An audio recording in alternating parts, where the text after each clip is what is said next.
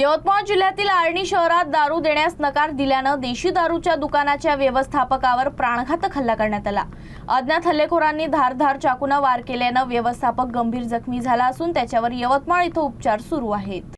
रामराव मिसाळ असे जखमी व्यवस्थापकाचं नाव असून ते देशी दारू दुकानात गेल्या 6 वर्षापासून कार्यरत आहेत।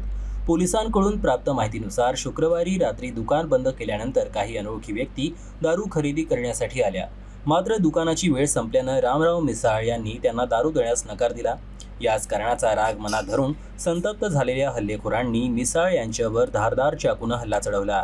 त्यांच्या मानेवर, छातीवर, पाठीवर आणि पोटावर सपासप वार करण्यात आले। या हल्ल्यात ते गंभीर जखमी झाले।